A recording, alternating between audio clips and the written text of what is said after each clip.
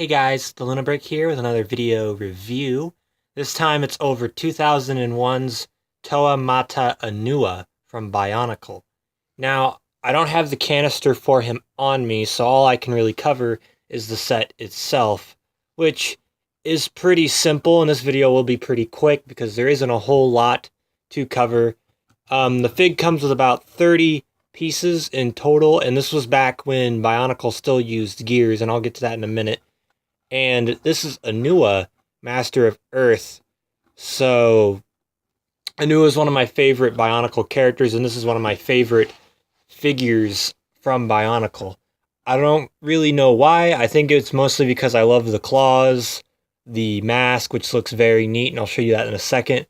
But his color scheme is very, very simple. It's dark gray and black with a little bit of light gray from the gears and the mask or the headpiece underneath his mask.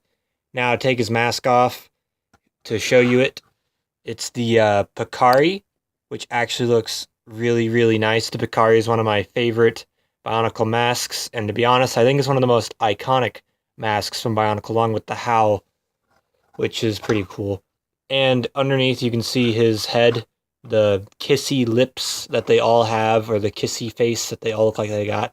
Onua is a little interesting because unlike the other ones, he's hunched over, which the way they do that is they have this piece connected to the whole, like, there's a peg in his chest that this plugs into, so instead of like the ball or nothing here, they put this piece so that he looks hunched over, which gives him a lot of character and makes him a little bit shorter than the other ones, but it does make him look, you know, it gives him more of a bulkier looking appearance without him actually being any bulkier than the other ones.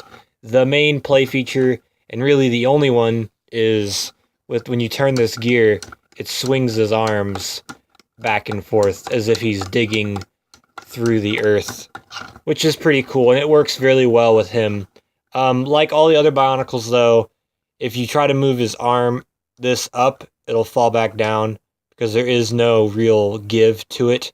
It is kind of flimsy. And if you move this, it'll automatically move this. So there isn't a whole lot of posability outside of moving the ball joint by itself.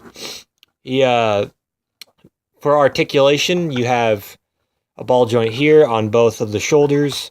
You can move this up and down, but because of the gear, it kind of gets in the way. He has a ball joint here and a ball joint here. And that's really the only articulation that this guy has, but still, even with just that, you can get a wide range of emotions out of him, which is really cool. Now, when it first released, it was about $7 and you got 30 pieces, which nowadays, looking at this, he's extremely simple with not a whole lot going for him, but I honestly think he looks really, really nice, and on a shelf, he looks really cool. And I don't know, I just love Onua. He is an awesome character. And having a figure of him is really cool, because I didn't have this as a kid. I actually got this for Christmas a few years ago, but he's still one of my favorite Bionicle figures. And he comes with a lot of really nice parts that you can, if you don't want to have him together, you can use like his claw piece, his arms for other Lego things, which is very neat. But yeah, that's about all there really is to him. If you can pick him up, he's really cheap online, usually going between $5 to $10, which is honestly really not that much. So if you like Bionicle and you want the Toa Mata, Onua is one of the ones I'd recommend you get first, just because he just looks really, really cool. And that's really all I gotta say about him. Like, comment, subscribe, tell me what you think about Onua, and I'll see you guys next time. TheLunabrick out.